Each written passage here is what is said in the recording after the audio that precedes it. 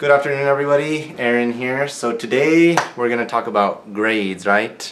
So this is the second video of my Advice to Pre-Meds series. This is the grades part that I told you guys I would do.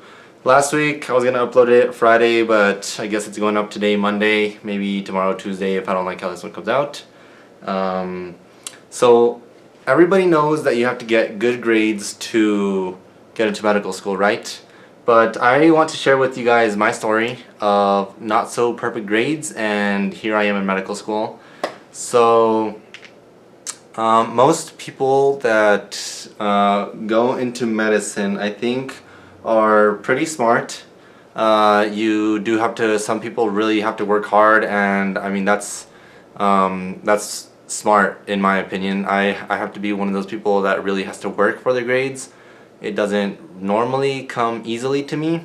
But from high school is usually pretty easy for most pre-meds. You know you want to go to medical school, and high school is not very challenging. I studied very minimally and I got straight A's. I think people can blame that because it was a public school system or whatever you want. But it wasn't that hard to get good grades in high school, and I never went to like a charter school or private school, so maybe I don't know. Alright, high school is pretty easy for me. I coasted right through, straight A's, no problem. And unfortunately, when you get to college, I was not prepared for actually studying. So my first year of college was really easy, alright, so I took like the basic courses, math and whatever, and I said specifically math because I got a B in college algebra, I think, that first year, and I was like, it's kind of weird, you know. All my other classes I got A's. I don't really remember, but I do specifically remember that B in that math class. That kind of bothered me, right? So I got to that first year, no problem. I was like, okay, college is easy, you can do this. By that point I already knew I wanted to be a doctor and that I was going to go to medical school. So I start my second year and I get hit in the face with general chemistry and calculus, and I think probably the first bio class, I don't know what it was, maybe cell biology, or I don't know, just a basic bio course, and I did awful that semester. I ended up that semester with a 2.7 GPA, and it was awful. I was put on probation for my scholarship, so I had a full tuition scholarship to go to university, and the New Mexico State Lottery they provide, and I was put on probation from the lottery scholarship. You needed a 3.0 to maintain that one, and then you needed, I think, a 3.5 or so to maintain, maybe it was a 3.0 also, to maintain the presidential. So I was put on probation and not given my lottery scholarship. Luckily, I was able to petition the presidential scholarship, and they covered the expenses that the lottery wasn't going to cover that year.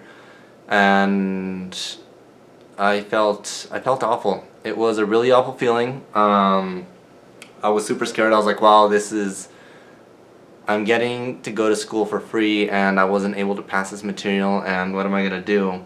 And I didn't actually tell my parents.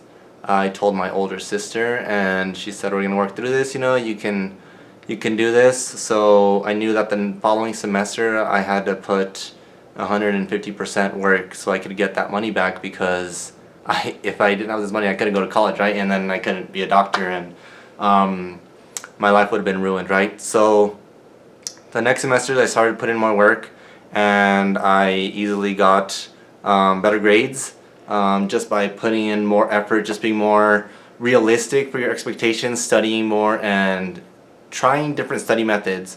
This is a big part of medical school too, is try different study methods, see what works for you, see what doesn't work for you, and what works for one class might not work for the next one, so you really need to just experiment, and once you get a good system, go with it.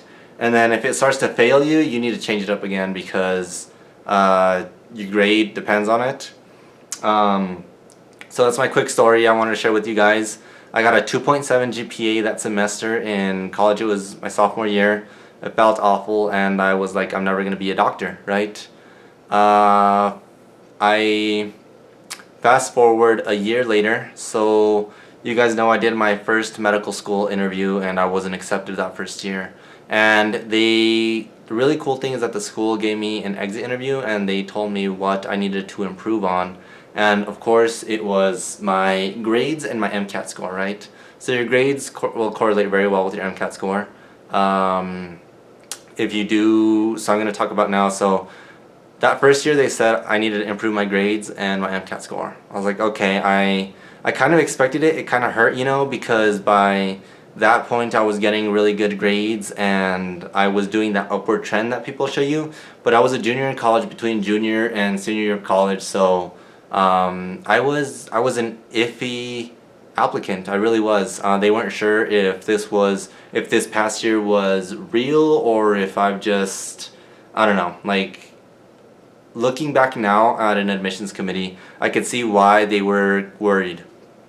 So then I didn't get in and that really sucked, right? And what could I do, right? So you just have to put in more work again. So I knew that my grades weren't that great, right? But I knew my grades my sophomore year weren't that great, so I have been working hard.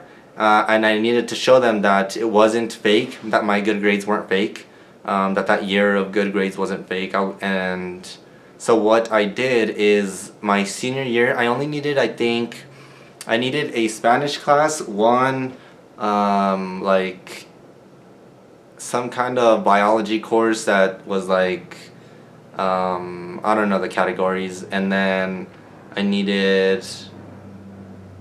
think that's it. I needed a Spanish and a bio course to graduate with my degree in biology with a minor in chemistry and my double major in Spanish.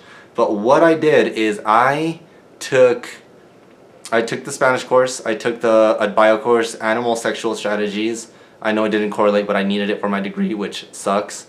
And then I took 2 upper level bio courses. So I took anatomy and physiology for medical practice, and I took genome editing. So these were 2 high level biology courses, and I knew I needed to get an A. There was no ifs, ands, or buts. I had talked to my pre-health advisor and he's like, you gotta do it. So I went in and I put in the work and I got my A's, and here I am in medical school.